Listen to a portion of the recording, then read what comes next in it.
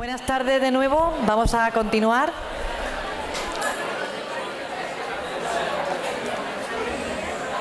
Seguimos trabajando esta tarde sobre los nuevos paradigmas de abordaje del dolor y en esta ocasión, en esta tercera ponencia de esta mesa, vamos a tener el honor de contar con don Eduardo Fondevila, que es un fisioterapeuta que a pesar de su juventud es ya revolucionario en el mundo de la fisioterapia, de las nuevas tecnologías, porque no sé si alguien no conoce en esta sala su blog Desde Océano Mar, pero sin duda alguna fue uno de los primeros.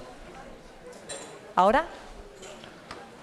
¿Se ha ido el sonido? Sí, no. Fue uno de los primeros blogs que fue seguido por muchísimos profesionales de nuestro país y entendemos que supuso un cambio muy importante en eso que a él le preocupa tanto, que es el razonamiento clínico y crítico en fisioterapia.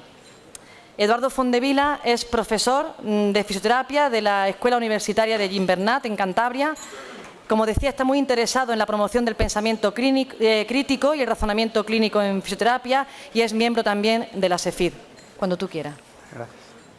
Bueno, en primer lugar, pues muchas gracias a la gente del Colegio de Fisioterapeutas de Santa Lucía, encabezados por su presidente Miguel Villafaina y también por los promotores del acto, que son Raquel Chillón y Javier Aguilera. Y también agradecer, por supuesto, a la SEFID, en nombre de su presidente Rafael Torres, que me haya hecho la invitación a participar en esta ponencia, que realmente cuando Rafa me llamó y me dijo que hablara, me pidió que hablara sobre un tema de pensamiento crítico y siempre cuando uno tiene que dar un tema un poco off topic, se lo tiene que pensar, ¿no? El pensamiento crítico relacionado con la neurociencia me vino a mí un debate que ya es clásico dentro de este ámbito, que es el tema de la falacia mereológica de la neurociencia, que no meteorológica. Voy a intentar explicar un poquito de qué va, ¿no? Entonces, lo que sí que os pido, como es un tema, sale un poquito del tema más científico, es un tema de corte más filosófico, intentar entender un poco la onda en la que vamos a estar durante la siguiente media hora, ¿vale? Vamos a hablar del lenguaje. Entonces, como vamos a hablar del lenguaje y de la importancia de cómo el lenguaje configura la realidad, ¿no? Supongo que os suena Max Planck, algunos. Voy a empezar con una historia de este hombre. Este hombre fue uno de los padres de la física cuántica y él recibió el premio Nobel de Física en el año 1918. Y cuando obtuvo el premio, le mandaron a hacer un tour por Alemania, por todos los pueblos y ciudades y universidades, para contar a todo el mundo una y otra vez la misma lección sobre qué era la mecánica cuántica. Y esto es una historia verídica. El hombre hizo buenas migas con el taxista, con el chofer que le llevaba, y el chofer se comió todos los discursos de mecánica cuántica. Y cuando habían pasado un par de meses, iban a llegar a la ciudad de Múnich, el chofer, que ya tenía una buena relación de amistad, le dijo: oiga, profesor Planck, ¿qué le parece si debe ser un rollo para usted estar repitiendo una y otra vez el mismo discurso? ¿Qué le parece si en la conferencia de la Universidad de Múnich hacemos algo divertido? Y se pone usted en la primera fila con la gorra de chofer y me pongo yo a dar la conferencia de mecánica cuántica. Y al profesor Planck le pareció una buena idea. Y dijo: pues mira, nos vamos a reír un poquito. Y efectivamente, cuando llegaron a la ciudad de Múnich, el chofer dio una excelente lección de mecánica cuántica.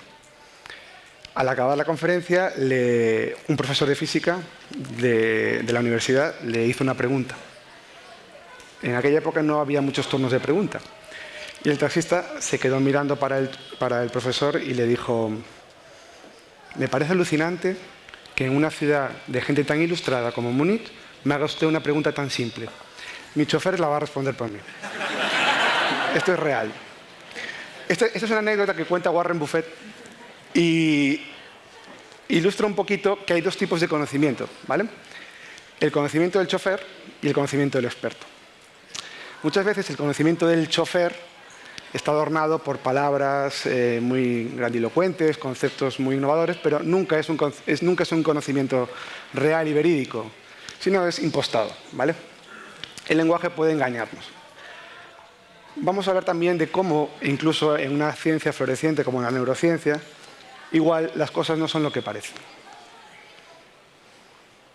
Bueno, rápidamente un índice de lo que vamos a hablar. Ya empezamos así arrancando en quinta, con una polémica. Luego describimos la falacia merológica de Bennett y Hackett. Vamos a hablar de ello. Y luego las refutaciones que se hacen, unas consideraciones clínicas y las conclusiones. Bien. En el año 2003, la editorial Blackwell publicó un libro que causó un gran impacto, que es este de Fundamentos filosóficos de la neurociencia. Fue el primer libro que intentó sentar un poquito las bases conceptuales de lo que es la ciencia de la neurociencia. Los autores son Bennett y Hacker. Bennett es una unión, un maridaje híbrido entre un neurólogo y un filósofo. El doctor Bennett es catedrático de neurociencia de la Universidad de Sydney y el doctor Hacker es uno de los mayores expertos en Wittgenstein. ¿Conocéis Wittgenstein? Es un filósofo del lenguaje de la Universidad de Oxford, ¿no? El libro fue muy revolucionario, entre otras cosas, porque ellos decían que la neurociencia no estaba conceptualizada y que había muchos errores en el discurso, en el lenguaje de los neurocientíficos que estaban llevando también a errores en la aplicación de la práctica clínica. Las preguntas conceptuales siempre son, dicen estos autores, son a priori, son anteriores, ¿vale?, a las preguntas de tipo científico. La ciencia habla, dicen ellos, de la verdad o la falsedad de los hechos empíricos. Pero los conceptos nos hacen alocución a lo que tiene o no tiene sentido, ¿no? La neurociencia cognitiva está un poco en una tierra de frontera, ¿verdad?, entre lo que es la neurofisiología y la psicología. Lo que ocurre es que normalmente los neurocientíficos tratan los problemas de tipo conceptual o los consideran de la misma naturaleza que los problemas de tipo empírico, ¿no?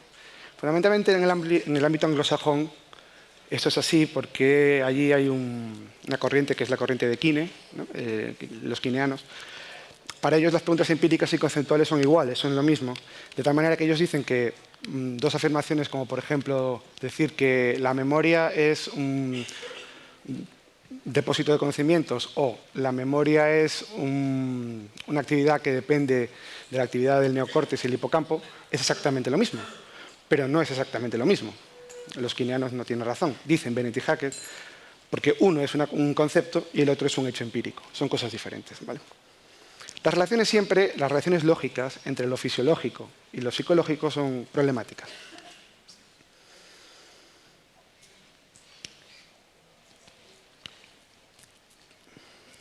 ¿Hemos avanzado en el tema del dualismo? Porque, claro, tenemos el famoso error con Descartes que dice nuestro amigo Arturo, que hablaba del alma y el cuerpo. Antes hemos visto la diapositiva, ¿verdad?, de Descartes, ahí ese famoso dibujo, por la mañana. Luego pasamos a Sherrington, que hablaba un poco de la mente y el cuerpo, el error con Sherrington, que dice también Arturo, ¿verdad? Sherrington era un dualista, confeso. Y ahora decimos que somos muy modernos porque hablamos de, ojo, el cerebro y el cuerpo. ¿Realmente hemos avanzado en un dualismo? ¿Hemos superado ese dualismo? ¿O seguimos estancados simplemente dándole un nombre nuevo a lo mismo de siempre?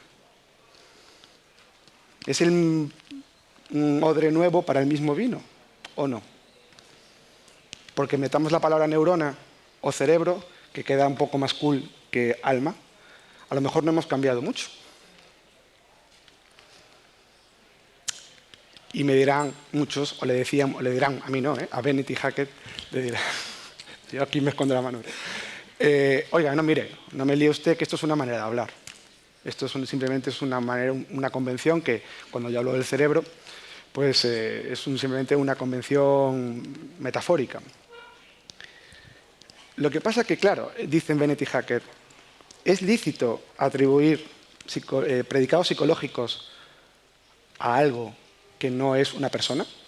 Es decir, nosotros decimos, y esto lo hemos escuchado y lo decimos nosotros cuando estamos en la clínica, el cerebro piensa, el cerebro dice. Vamos a dar una vuelta a estos sintagmas, ¿no? ¿El cerebro piensa? ¿El cerebro dice? ¿El cerebro toma decisiones? Yo nunca he visto un cerebro tomar una decisión. Y un cerebro razonando. ¿Un páncreas razona? Claro, esto puede ser una convención del lenguaje o algo más inquietante. Igual es un error conceptual.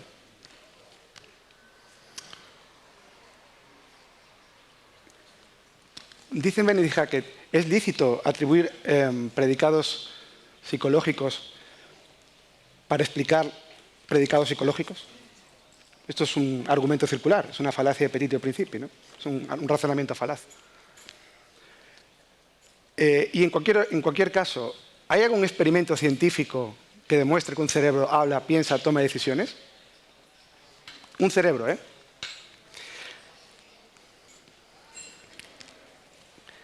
Estos son los dos personajes que han desarrollado este razonamiento, el doctor Bennett y el doctor Hackett.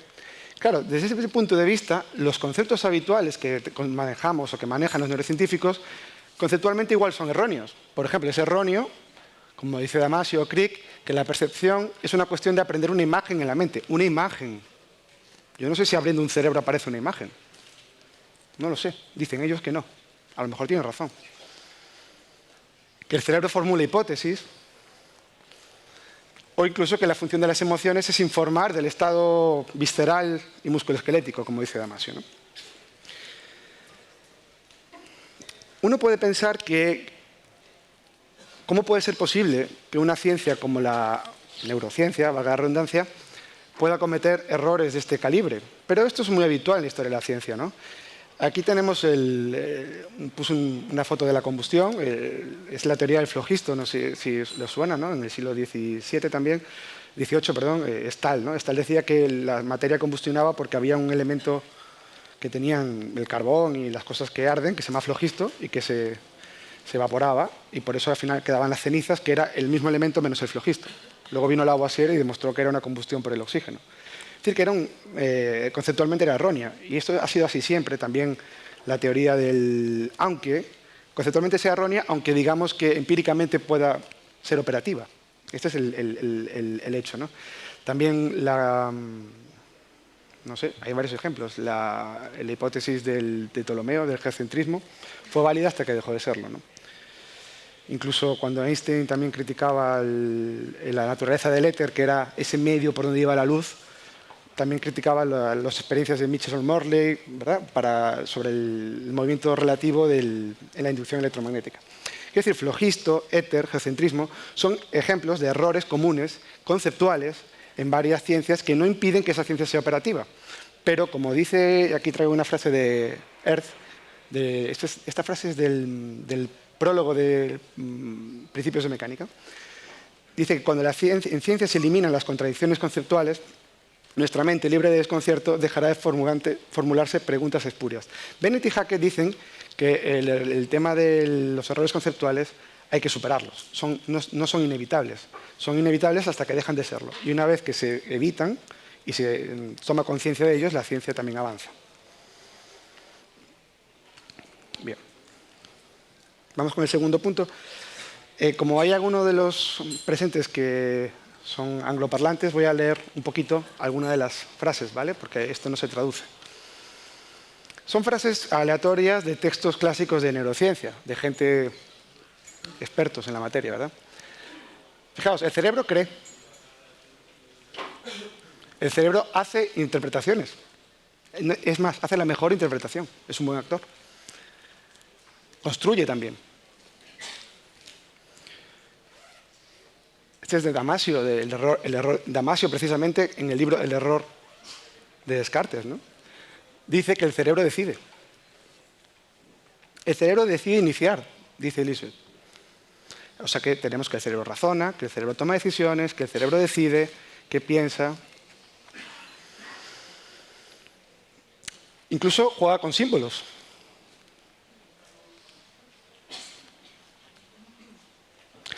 Exige clasificaciones también. Es exigente el cerebro. E incluso es capaz de tomar decisiones lógicas. Benedict Hacker se preguntan una y otra vez en su libro cuántas veces han visto a un cerebro tomar decisiones lógicas, porque ellos dicen que no han visto nunca a un cerebro tomar decisiones. La falacia mereológica, la falacia mereológica significa confundir la parte con el todo, ¿vale? Es una falacia que contraviene el principio griciano de suficiencia, es una falacia de inducción, ¿de acuerdo? Cuando confundimos la parte con el todo es como los tópicos de los gallegos o los tópicos de los andaluces, son falacias mereológicas, ¿de acuerdo? Lo mismo, en la neurociencia dice que no se puede predicar de una parte, es decir, el cerebro, lo que debe atribuirse al todo, a la persona, ¿vale? Y hay igual que tenemos una genealogía en el dualismo, que empieza con Descartes, incluso un poquito antes con Platón, realmente. Es Platón, San Agustín, Descartes, Sherrington, Damasio.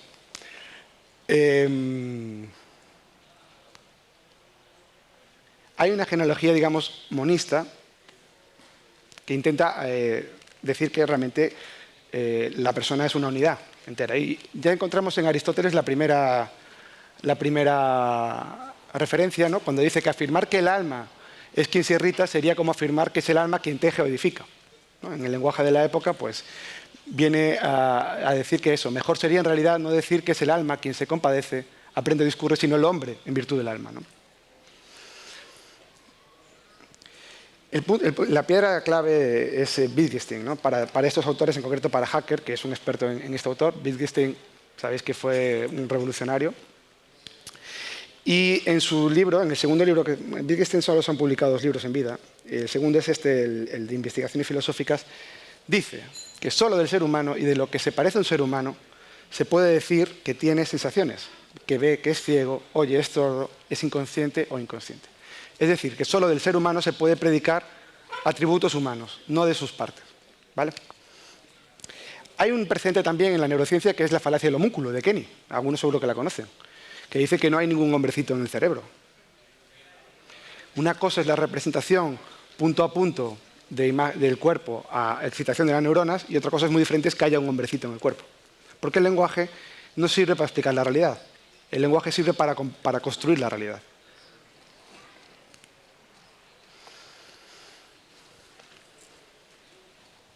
Esto es la falacia mereológica.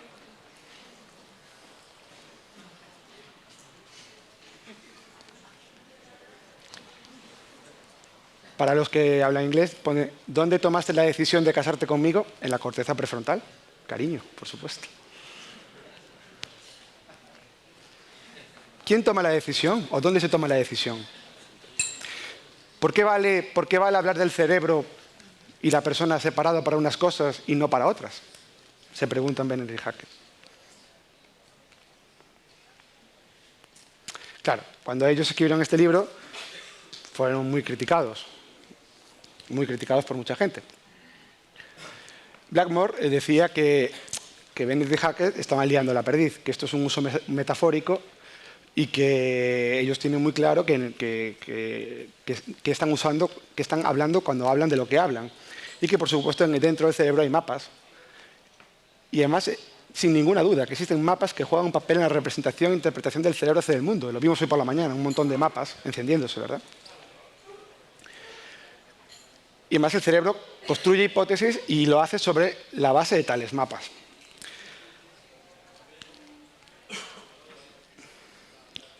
Benedict Hacker le refutan, es decir, le contestan, ¿vale? Le contestan a Blackmore diciendo que esto de los usos metafóricos está muy bien en teoría, pero que en la práctica no es tan cierto, porque sobre todo Hacker, como es wittgensteiniano, que ellos los wittgensteinianos saben que el lenguaje sirve, como decía antes, para construir la realidad. El problema es que realmente no somos conscientes. Y si somos un poco honestos, creo que nosotros tampoco somos conscientes cuando decimos que el cerebro tiene mapas. Pensamos que hay mapas. Pero si pensamos también un poco metacríticamente, si abrimos un cerebro, pues no hay un mapa, ¿vale? Dice Benedict que para ser un mapa, como un mapa, tiene que haber un mapa, ¿no? Esto parece de perogrullo, pero es así. Y no, en el cerebro no hay mapas. Y además, uno al leer el mapa, y el cerebro no tiene ojos, y no sabe leer. Es un tema de lenguaje, ¿vale? De cómo construimos la realidad con el lenguaje, ¿de acuerdo?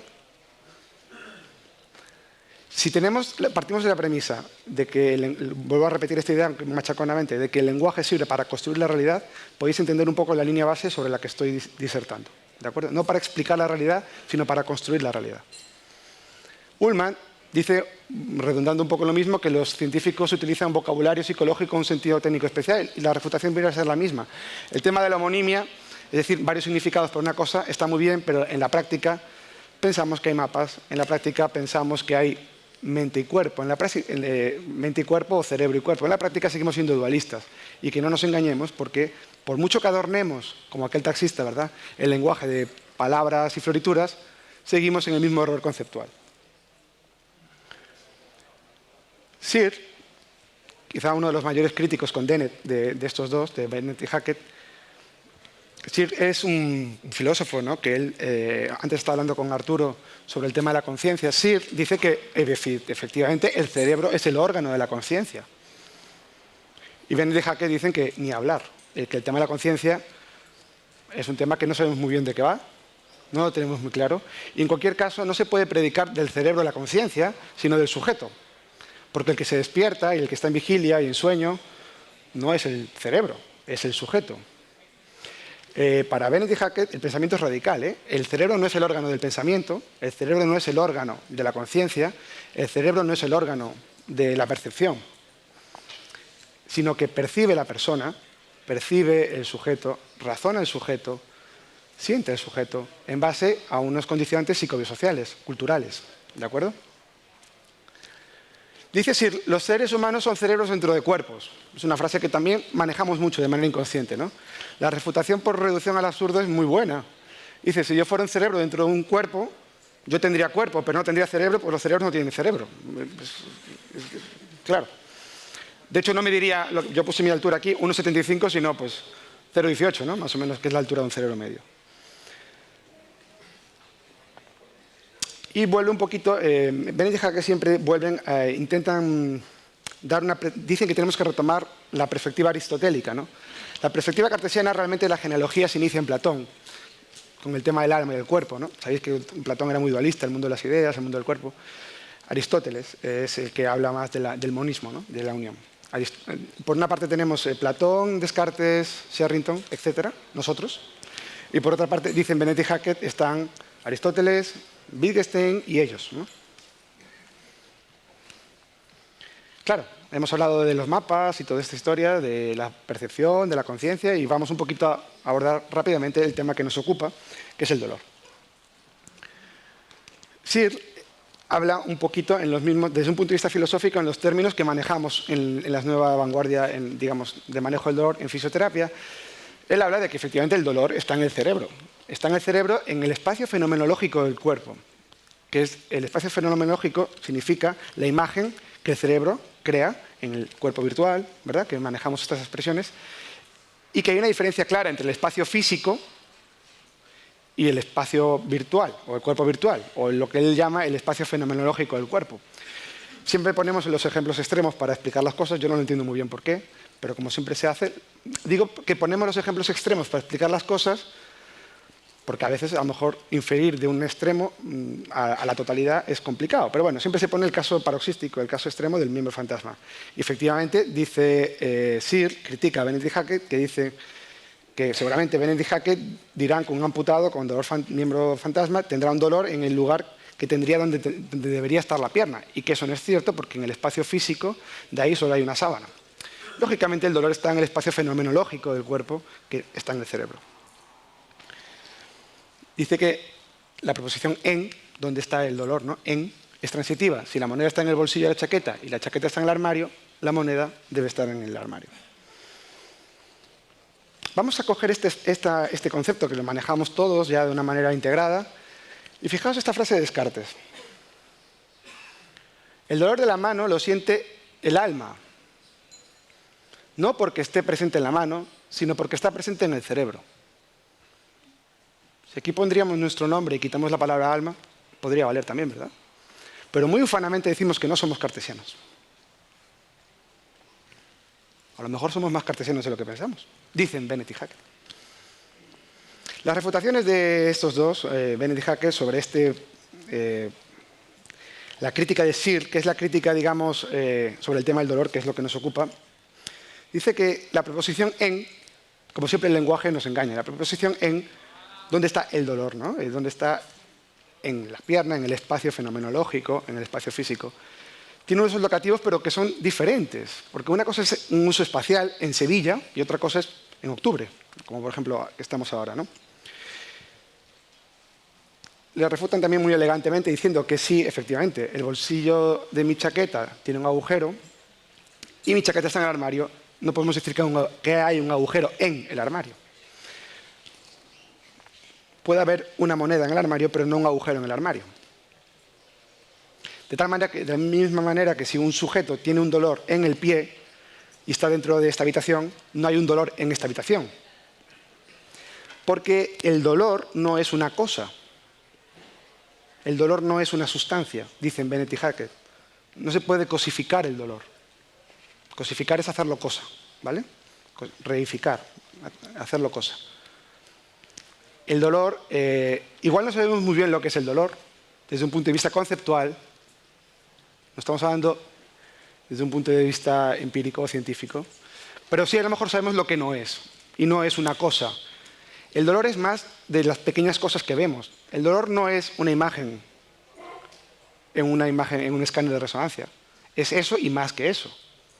El dolor está culturizado, está embebido en la experiencia del sujeto, ¿no? Y siempre es más que la parte. Por lo tanto, como el dolor no es una sustancia, dicen Bennett y Haeckel, yo no me puedo situar en una relación espacial con respecto al dolor.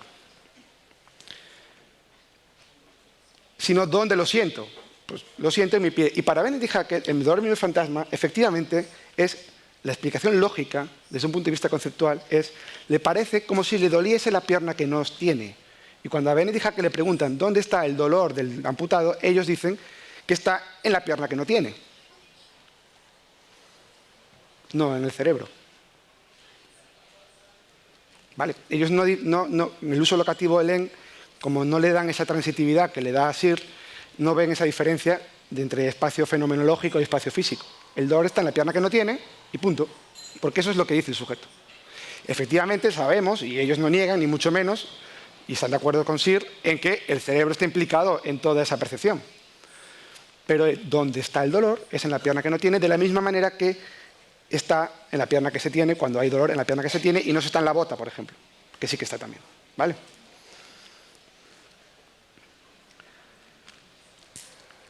Yo soy muy admirador de este señor, Lee Gifford, gracias sobre todo a mi amigo Arturo Suk. Y esta es una diapositiva que tomé del libro de Rafa. Es el modelo del organismo maduro.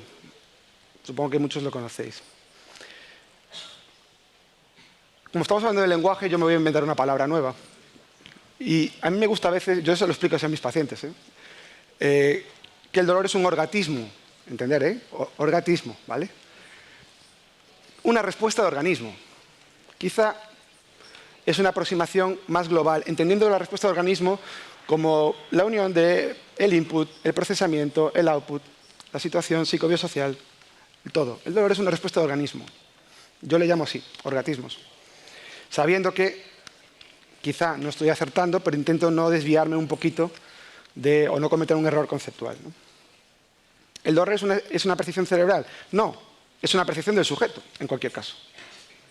Gracias a que tiene cerebro, como decía Eduardo antes en el café.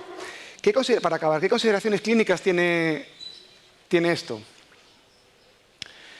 Bien, la primera es quizá de tipo profesional, filosófica, ¿no?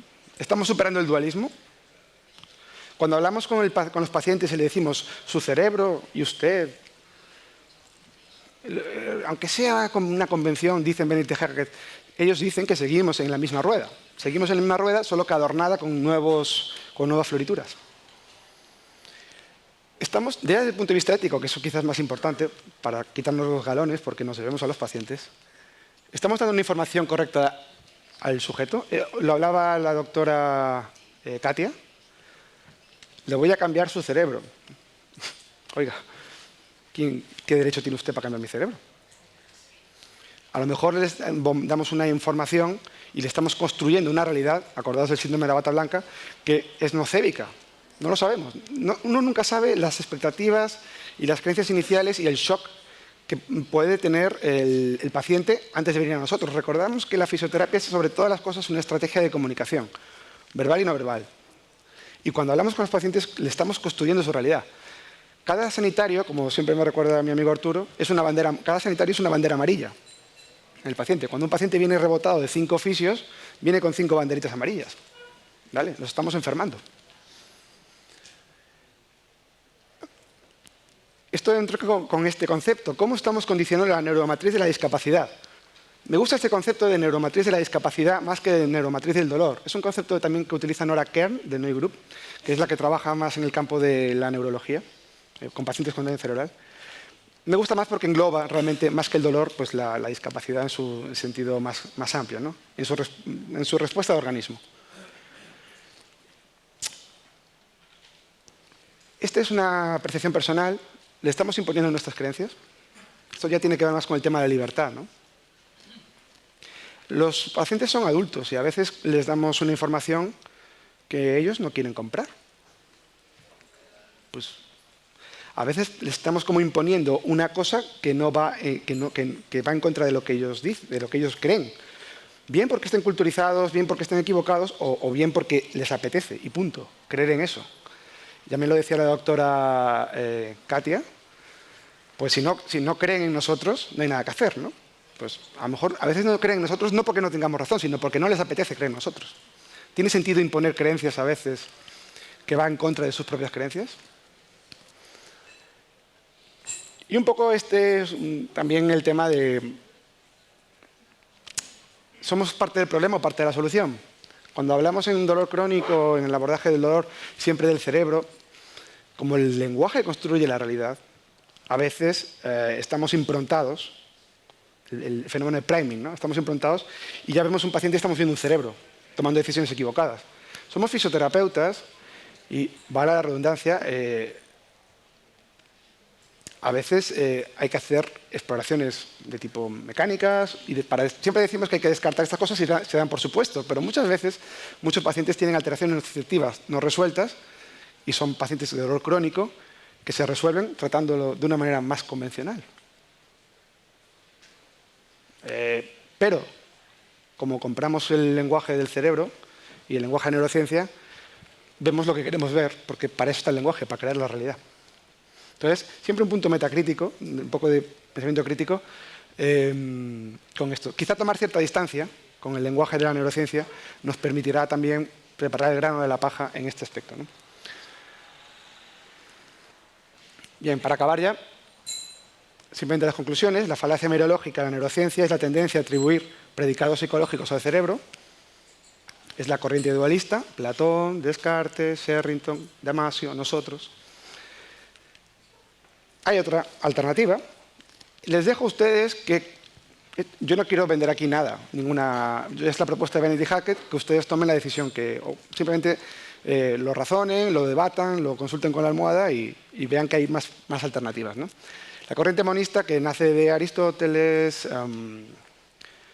Kenny, Wittgenstein, ¿verdad? Dice que realmente solo el ser humano se puede predicar atributos psicológicos. El dolor no es una percepción cerebral. El dolor es una percepción del sujeto.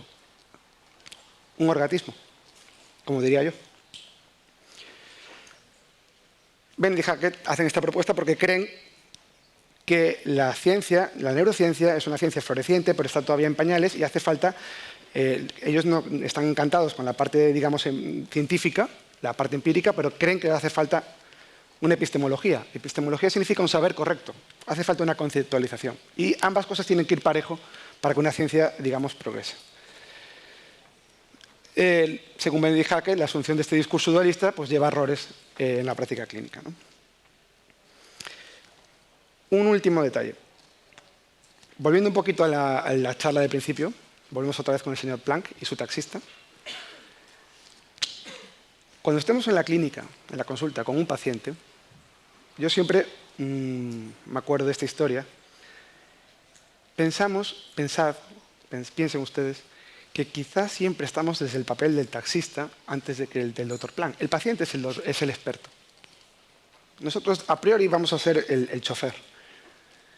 Entonces, teniendo esto claro, podemos evitar hacer el ridículo, intentando imponerle creencias o un discurso muy florido que lo único que hace es empeorar su condición. Esta es una diapositiva de la ciudad de La Coruña, que es donde yo vivo. Os invito a conocer cuando queráis y con esto pues, me despido. Muchas gracias por su atención.